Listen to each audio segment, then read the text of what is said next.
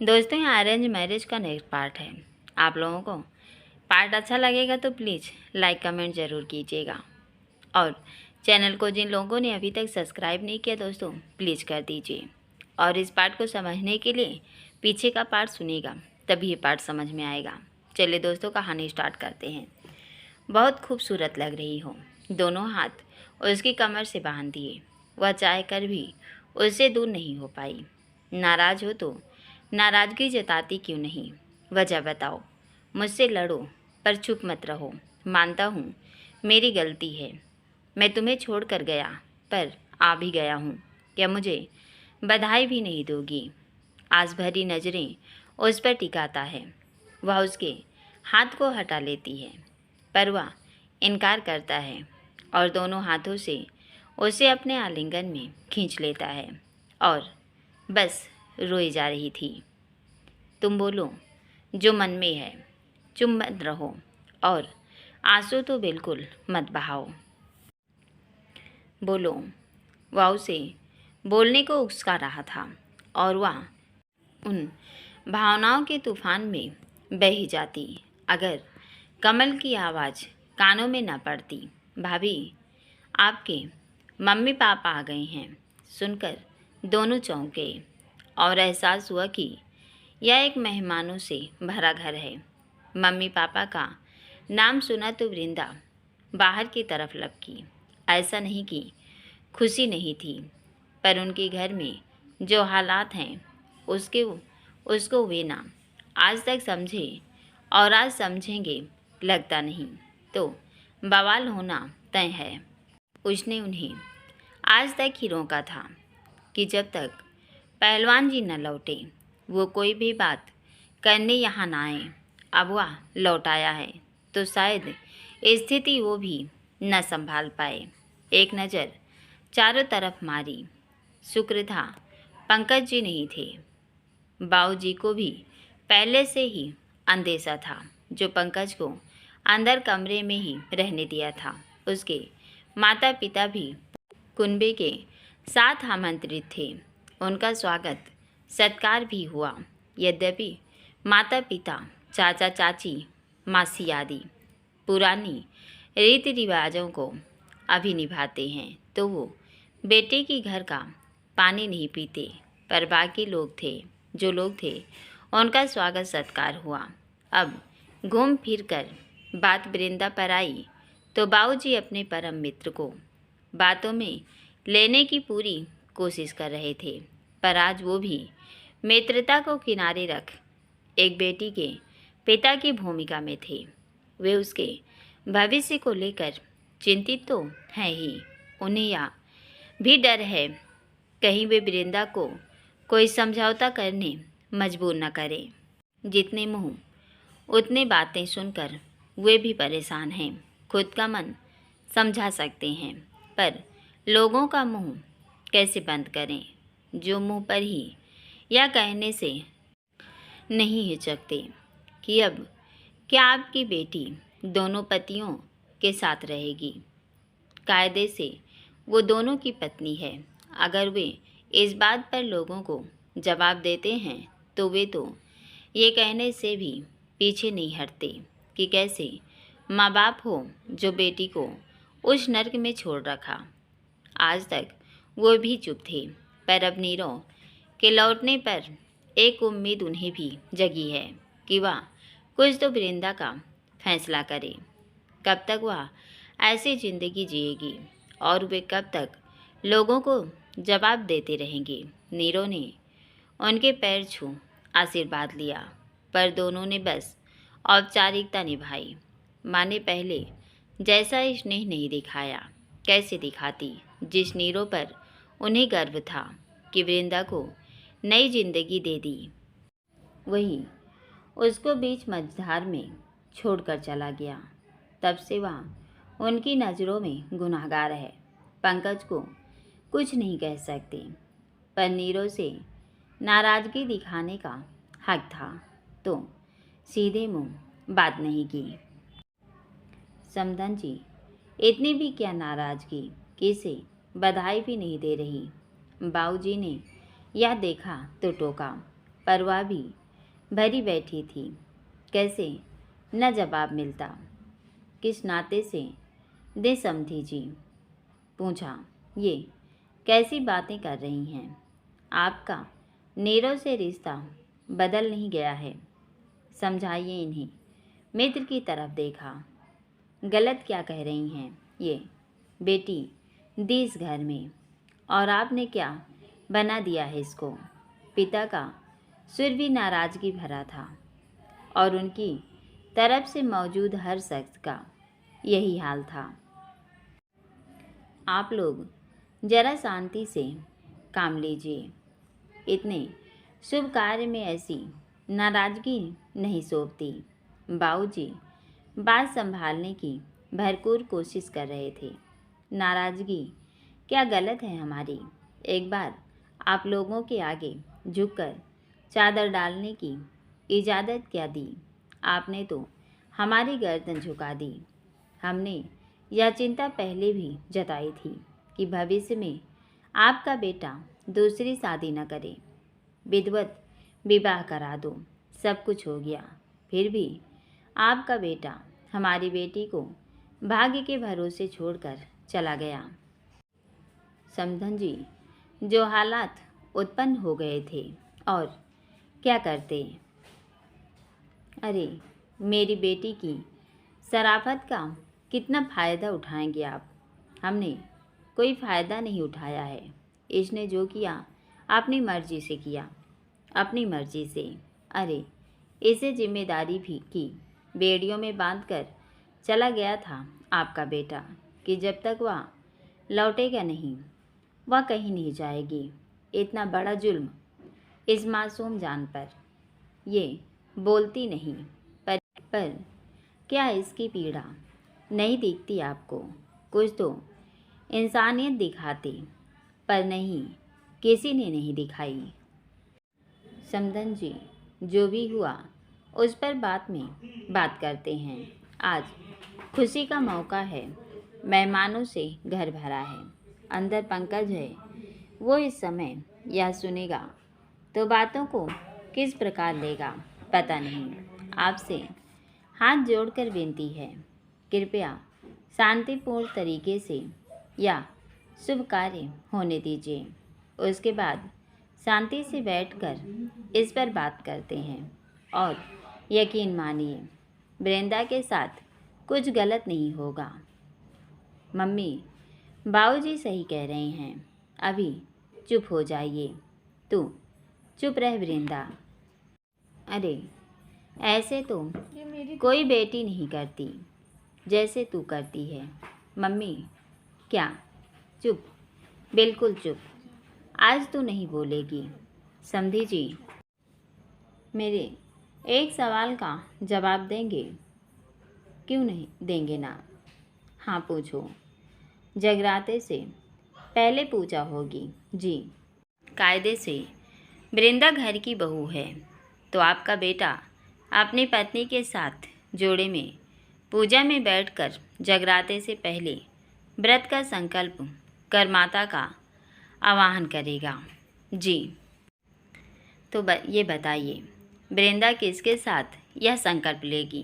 पंकज के साथ कि नीरव के साथ, या फिर इसे बीच में बिठाकर दोनों को इसके साथ बिठाएंगे?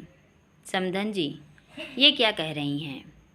सुनने भर से आपको बुरा लग गया, और जो हम इतने दिनों से लोगों की बातें और ताने सुन रहे हैं वो कुछ नहीं। दीजिए इस बात का उत्तर कि किसके साथ बैठकर वृंदा संकल्प लेगी। बाबूजी, क्या किसी के पास इसका उत्तर फिलहाल तो नहीं था, पर वृंदा की माँ को उत्तर चाहिए था। उनकी आंखें सवाल बनकर सबके चेहरे पर प्रश्न चिन्ह बनी खड़ी थी, और सब अनुत्तरित थे। पिछले 6 महीने से यह डर व शंका बेचैनी बने हुए थे कि अब वृंदा का क्या होगा। पहले यह डर था कि कहीं नीरव दूसरी शादी न कर ले, और अब अलग ही प्रकार की दुविधा थी। अगर उसके परिवार ने उसे पंकज की पत्नी मानने मजबूर किया तो वह क्या उसे दिल से निकाल पाएगी जिसके साथ पति पत्नी के रिश्ते में रह रही थी। और नीरव उसे पत्नी बेशक दुनिया के लिए न माने, पर मन से कैसे निकालेगा। जो ना निकाल पाया तो एक ही घर में रहते तीनों की जिंदगी उलझ कर रह जाएगी। इस सब में जो सबसे ज़्यादा भुगतेगी वह वृंदा ही होगी। इसलिए वो भी अब फैसला चाहते हैं या उसकी तरफ से आश्वासन भी। सवाल भी वृंदा नीरव का ही था तो चुप्पी भी उसने ही तोड़ी। मम्मी जी, आपका सवाल और आपका गुस्सा दोनों जायज़ है। आखिर आप एक बेटी की माँ हैं। उसके ये कहते ही सब उसकी तरफ देखने लगे। शुक्र है तुम्हारी जुबान तो खुली, वरना तो मुझे लग रहा था कि आपने भी मौन व्रत लेकर अपनी मूक सहमति दे दी है। आवाज़ में क्रोध बरबस टपक रहा था। जी, आप हमें गलत समझ रहे हैं और आपको नहीं लगता कि पापा से अधिक मुझे इस सवाल का जवाबदेह होना चाहिए? क्यों नहीं, पर तुम भी तो अपने से ज़्यादा पिता की सुनते हैं, तो प्रश्न भी उनके लिए ही था। आप उनके बजाय मुझसे ये प्रश्न पूछिए। आपके हर प्रश्न का मैं उत्तर दूंगा। मैं जवाबदेही हूँ। तुम उत्तर दोगे? हाँ, मैं दूंगा। मैंने वृंदा को चादर डालकर अपनी पत्नी स्वीकारा है और छोड़ कर भी गए। हाँ, मैं ही गया। तो आप मुझसे पूछें, पापा से नहीं। ठीक है, तुम ही दे दो। तुम कौन सा अलग हो? प्रश्न तो तुमसे भी बहुत हैं, पर इसलिए नहीं पूछा कि तुमसे प्रश्न करने का कोई फ़ायदा नहीं। जो बेटा शादी के बाद भी माँ बाप की गोद से उतरना नहीं चाहता, वो कभी अच्छा पति नहीं बन सकता। मैं ये बात कितनी बार अपनी बेटी को समझा चुकी, पर उसकी बुद्धि में नहीं घुसती। पर हाथ कंगन को आरसी किया। यहाँ तो तुम इसका प्रत्यक्ष प्रमाण हो। हाँ, होगी आपकी बात सही, पर हमारा परिवार सामान्य नहीं है। आपको भी पता है सामान्य नहीं है। यही तो इसके पापा को सबने समझाया था, पर तब दोस्ती निभाने की सनक सवार थी कि मत फिर गई कि इस परिवार में बेटी ब्याह दी। किस तरह तुम अपने परिवार को प्राथमिकता दो, अपनी पत्नी को उसके हाल में छोड़ कर गए। तुम्हारी जगह कोई और होता तो कभी न करता। माता पिता और परिवार, ये रिश्ते हमें जन्म लेने भर से मिल जाते हैं, पर पत्नी वो है जो अपना सब कुछ त्याग कर आती है, रिश्ता जोड़ने और फिर पूरी उम्र साथ निभाती है बिना शिकायत के। पर तुमने अपने भाई और पिता के लिए पत्नी को छोड़ दिया। छोड़ा होता तो वापिस ना आता। अब वापिस आकर भी कोई फैसला तो नहीं लेना चाहते जो तुम्हारे मन के पाप को दर्शाता है कि तुम्हारी नियत में खोट है। अगर मन में और चार दीवारों के भीतर पति हो तो समाज के सामने स्वीकारने की हिम्मत करो, पर अपने त्याग के लिए मेरी बेटी के सुकून व खुशी की बलि मत चढ़ाओ। मम्मी जी, जानता हूँ आप जो भी कह रही गुस्से में कह रही हैं, और ये बेफजूल की जिद भी। आपको ये शिकायत है कि मैं अपने पापा, भैया, छोटे भाई से प्यार करता हूँ। हाँ, करता हूँ, सभी करते हैं, पर मैं इतना करता हूँ कि जान भी देनी पड़े तो मैं पीछे नहीं हटूँगा। मेरे पापा वह उनके करीब आ गया और उनका हाथ पकड़ लिया। मेरे पापा मेरे लिए भगवान से बढ़कर हैं। ये मुझे यहाँ से जाने के बजाय दुनिया छोड़ने भी कहते तो मैं कर लेता। यह सुनकर बाबूजी की आंखों में खुशी और नम के आंसू एक साथ बह निकले। गदगद था अपने बेटे के लिए। मैंने जो किया मेरे पापा के लिए किया। इन्होंने हमारे लिए अपनी खुशी त्याग दी। हमें माँ के प्यार की कमी कभी महसूस नहीं होने दी। हमें खाना खिलाते, ये भी हमारे पीछे पीछे वैसे ही भागते जैसे एक माँ। कमल को तो लोरियां तक सुनाई है जब वह सोता नहीं था। इन्होंने दोहरी जिम्मेदारी निभाकर हमें पाला, और सिर्फ पाला नहीं, हमारे शौक़ पूरे करने दिन रात एक कर मेहनत की। एक पहलवान का शौक़ पालना सबसे महंगा शौक़ होता है हमारे जैसे साधारण लोगों के लिए, पर पापा ने कैसे भी करके उसे पूरा किया। वृंदा को चादर डालने भी तैयार इसलिए हुआ, और अगर उन्होंने मेरे भैया के लिए मुझे जाने कहा, उस भैया के लिए जिन्होंने मेरे शौक़ के लिए अपना शौक़ छोड़ दिया, तो क्या मैं स्वार्थी बनता? बिल्कुल भी नहीं।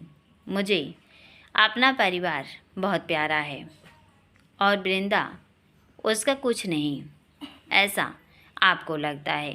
वृंदा भी मेरा परिवार है, मेरी पत्नी है, तो उससे भी उतना ही प्यार है। हम सब नियति के खेल में उलझे हुए हैं, वरना इसे इस हालात में छोड़कर न जाता। पर इस बात को तो कोई भी नहीं झुठला सकती कि वृंदा पंकज भैया की पत्नी थी। मैंने जो भी किया मेरे भाई को ठीक करने के लिए किया, और अब तक वो ठीक नहीं हो जाते तब तक भी आप ऐसा कुछ नहीं कहेंगी कि उन्हें शक हो। उसने अपना पक्ष स्पष्ट करते हुए कहा, कब तक यह सब चलेगा? जब तक भैया ठीक नहीं हो जाते।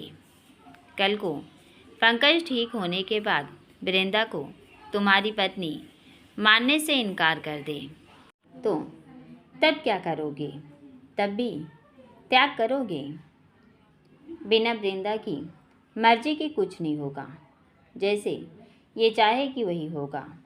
इसके भी पंकज भैया कुछ लगते हैं, और इसको जिम्मेदारी में इसलिए बांधा ताकि वो कोई गलत कदम ना उठाए या घर छोड़कर न चली जाए। बाकी इसमें हमारी कोई गलत मंशा नहीं थी।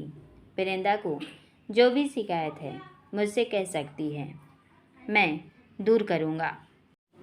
गोलमोल बातें कर ली, पर सवाल का जवाब तो अब भी नहीं दिया कि पूजा में किसके साथ बैठेगी।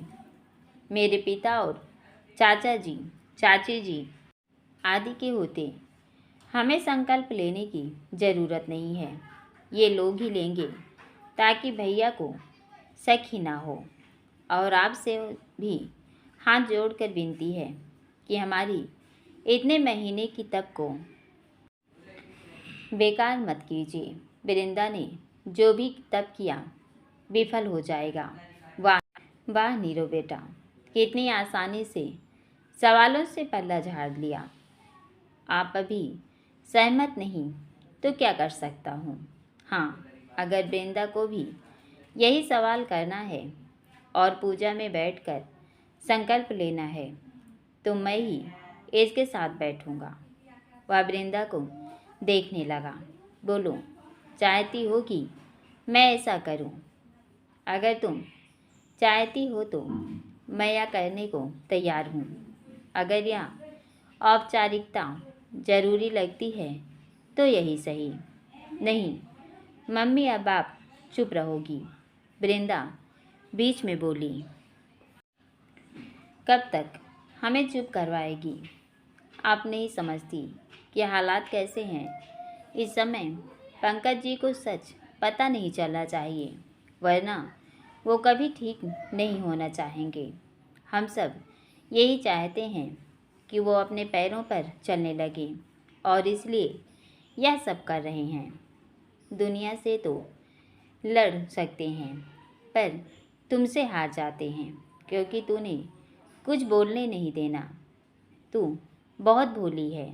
ये तुझे नीरव और पंकज दोनों के बीच उलझाकर अपना उल्लू सीधा करेंगे। ये तेरी मासूमियत का फ़ायदा उठा रहे हैं। हम तुझे इस दोहरी ज़िंदगी से निकालना चाहते हैं पर तू खुद ही नहीं निकलना चाहती तो हम क्या करें? आप बेवजह गलत सोच रही हो। जो रास्ता चुन रही वृंदा, उसकी डगर बहुत मुश्किल होगी, बहुत मुश्किल।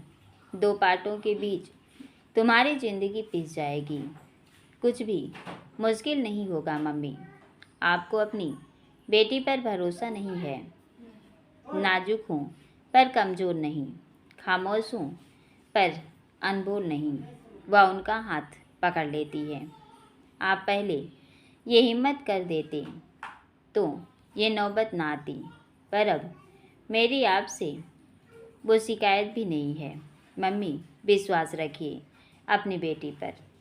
तू उस बात का बदला अब तक निकालती है कि हमने तेरी चादर डालने की इजाज़त दी। उस समय के हालात ही ऐसे थे। हम सब सदमे में थे, तू सदमे में थी। हम तुझे वैधव्य के कलंक से बचाना चाहते थे। तेरा घर दोबारा बस रहा था। नितिन होता या नीरव, तुझे तेरे दुख से निकाल देंगे, इसलिए तेरा साथ नहीं दिया। पर अब बात दूसरी है। तब नहीं थे पर अब तो आप मेरे साथ हो। मेरा परिवार मेरे साथ है तो मेरे साथ गलत कैसे होगा?